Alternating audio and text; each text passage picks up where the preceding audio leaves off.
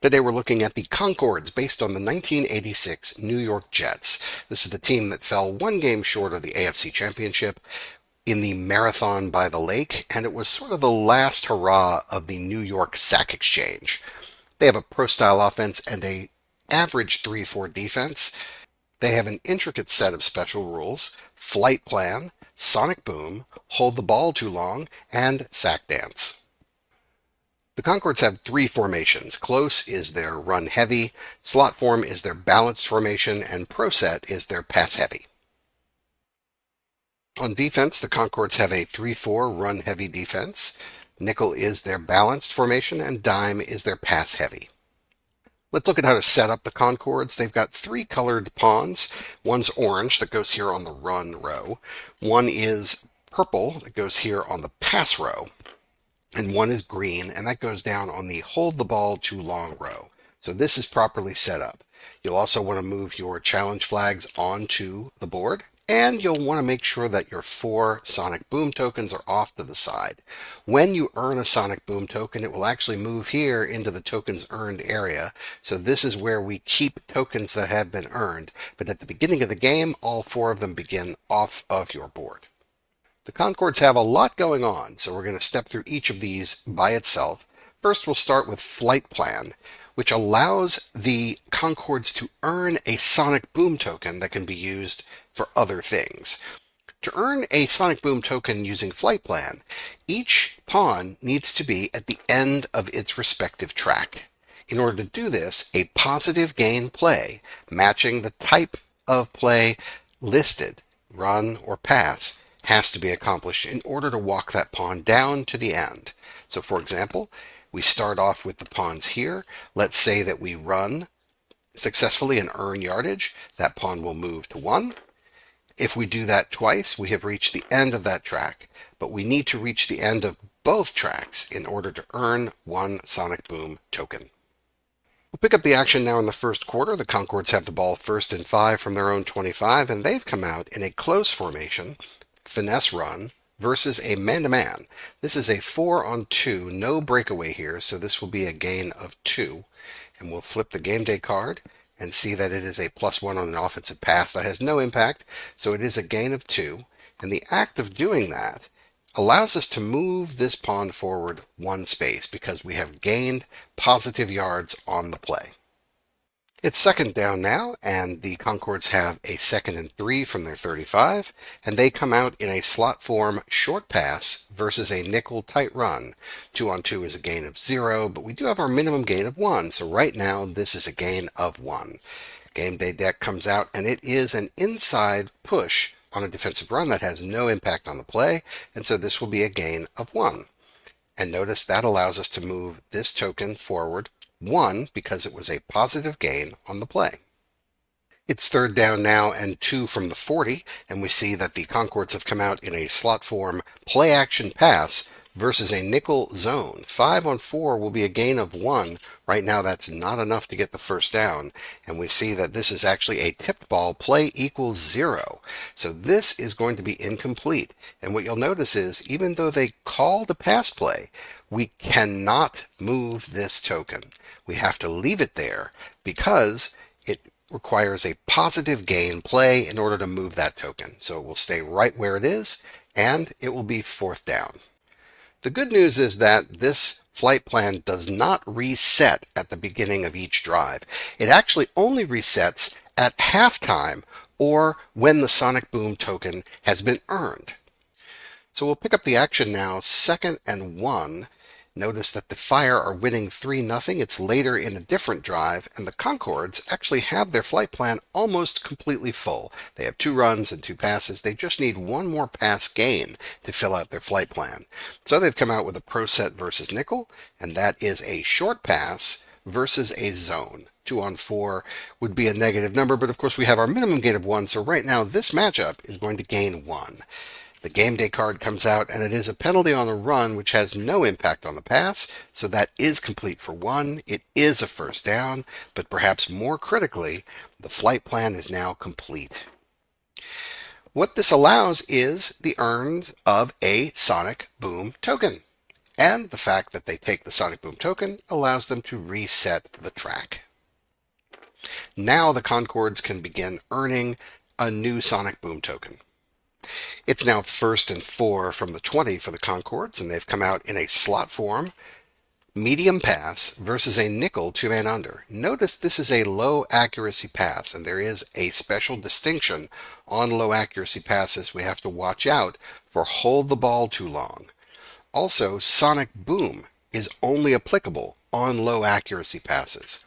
So they've leaned into their low accuracy with the hopes of perhaps using this Sonic Boom token. It is 6 on 3 right now. That's a gain of 3, but it needs to be complete. We flip the game day card and we see, oh, it's a defense pass. That play is incomplete. Pass equals 0. And so let's take a look. This actually triggers hold the ball too long. Any red text on a low accuracy pass means that the play equals -1 and we advance the pawn. So because this is a red text card, we are actually going to move this backwards. It's red text on a low accuracy pass for the Concordes, means that the quarterback held onto the ball too long, took a sack, and as a result, we advance this pawn. When the pawn advances, it moves from this neutral spot onto the +1 gain.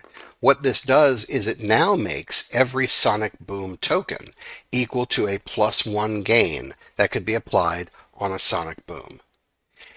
If the quarterback holds the ball too long again, that pawn would move forward and it would actually be worth a +3 gain. And again, if it happened again where the quarterback held the ball too long and took a sack, it would actually advance here, which would allow you to pull an extra game day card on that Sonic Boom spend.